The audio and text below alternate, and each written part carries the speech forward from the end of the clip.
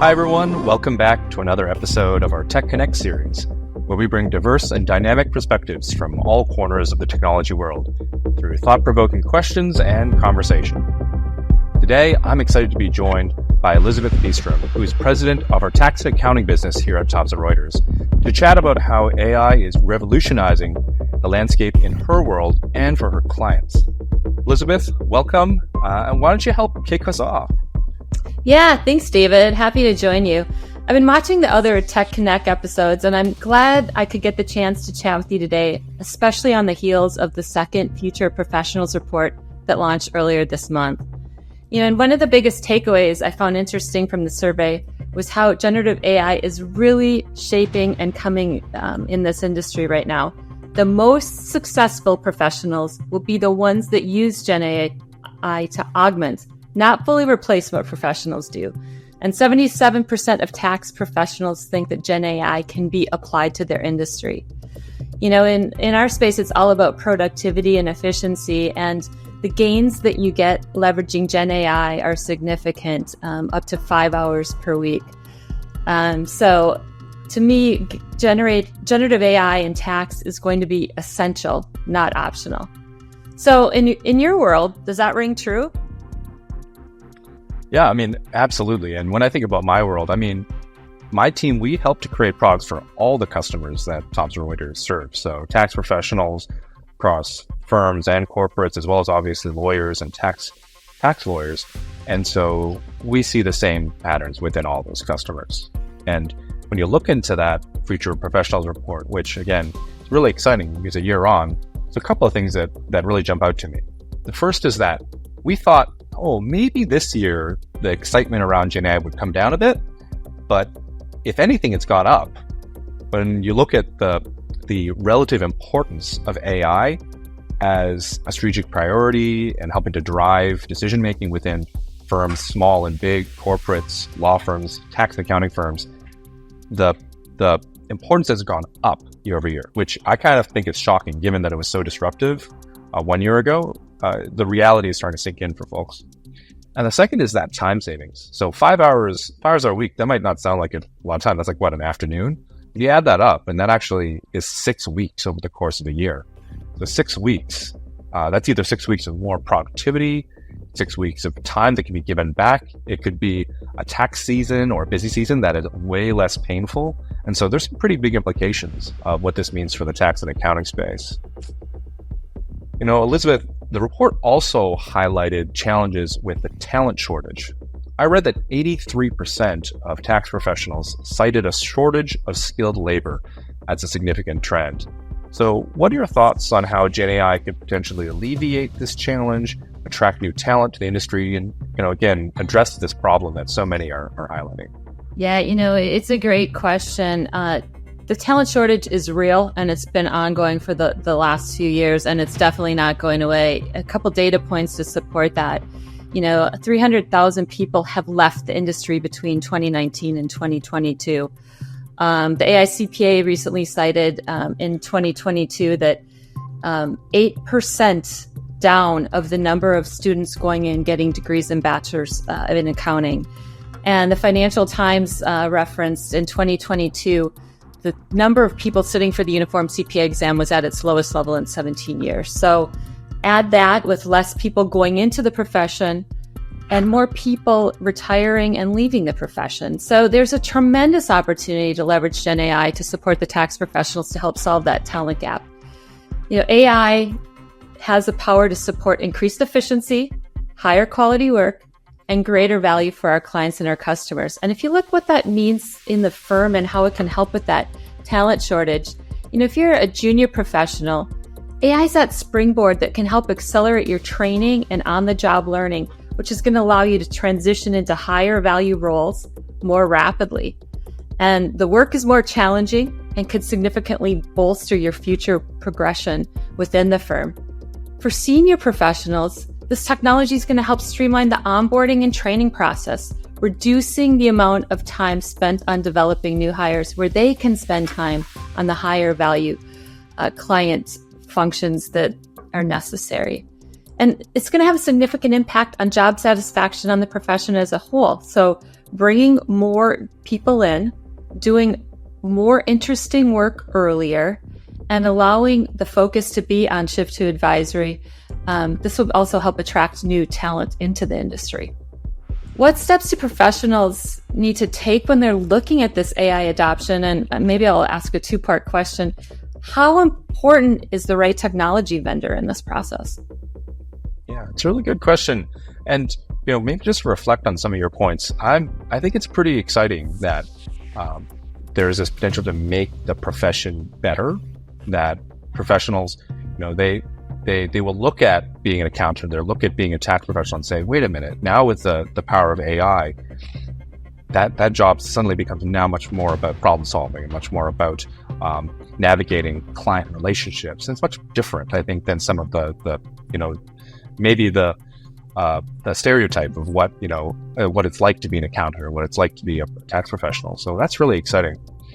On this question of how to become leaders in adoption, there's a lot of dimensions here. I think the very first, and I think of trying to first ask the question for leaders of firms, leaders of tax and accounting firms, or any professional service firm, is first to have some hypotheses around what parts of your firm or your business would be transformed with AI.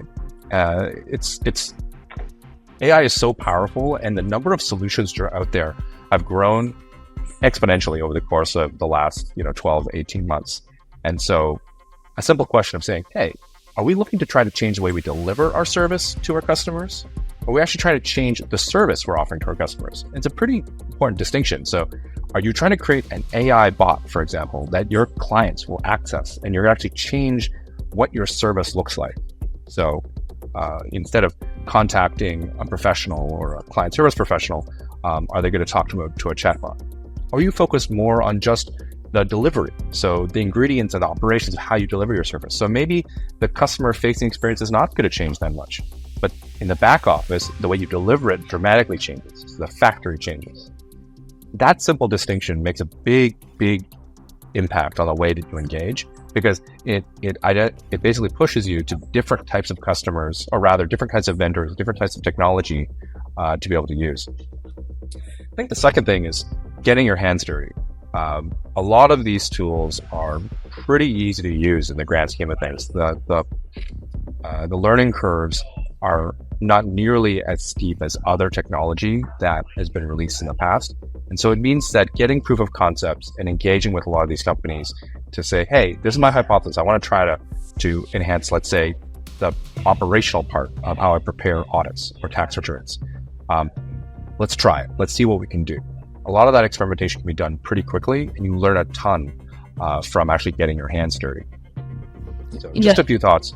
Yeah, I was going to add on that, getting the hands dirty. And, at our customer event last year, Synergy, I really thought a lot of what we would need to spend our time with our customer segment was on the demystification of generative AI and how it wasn't going to just necessarily take their job, but it would change how the work they're done is performed. And I was blown away by the customers, and they were really eager and quickly grasped into that point that you're making about the learning curve.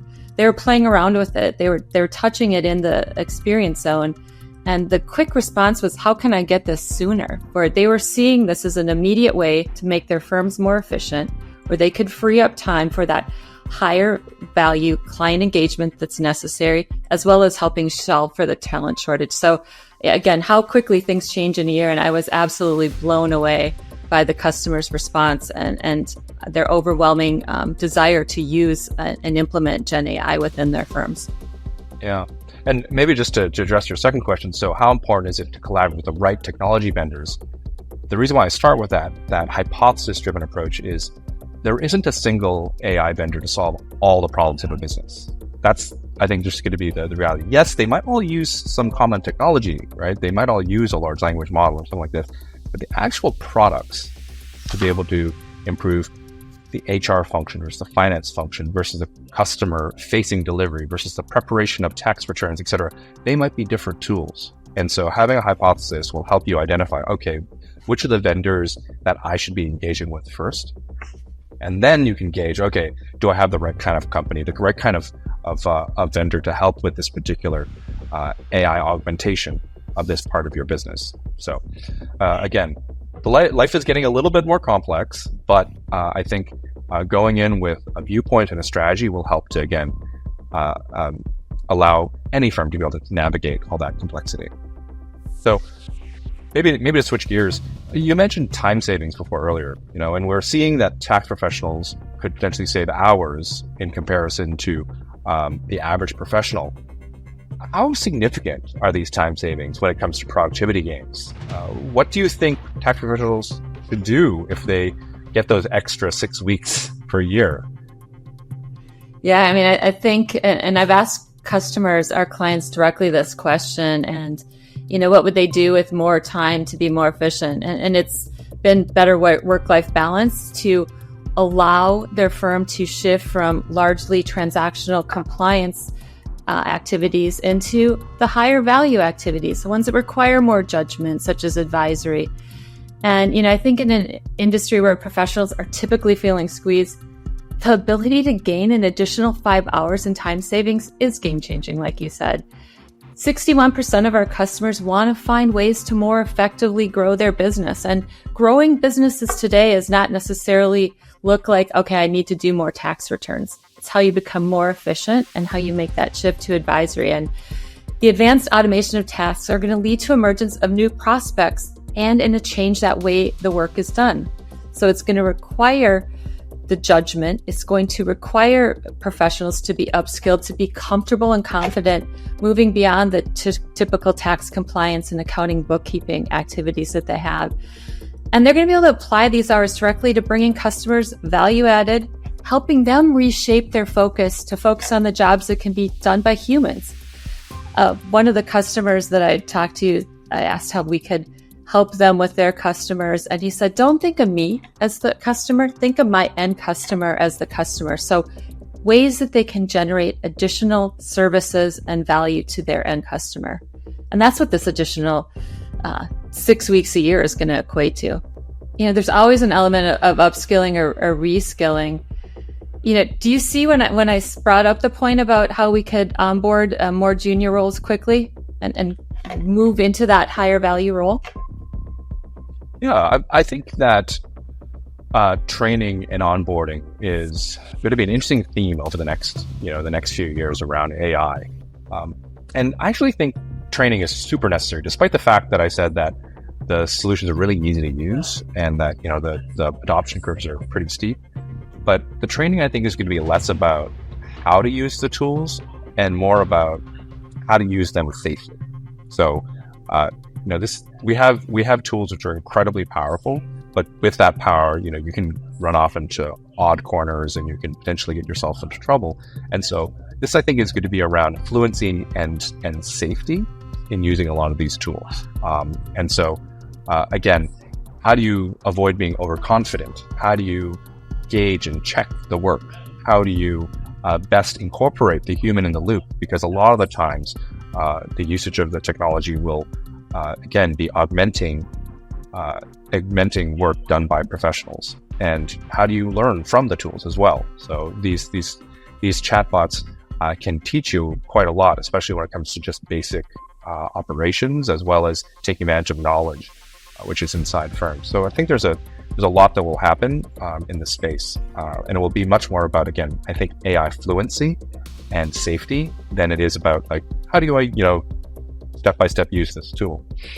I also think that schools and universities are going to have to adapt. So can you only imagine what the standard CPA exam is going to look like in 5 years, right? It's almost the as big a change of what would an exam look like before calculators and after calculators, or before spreadsheets and after spreadsheets?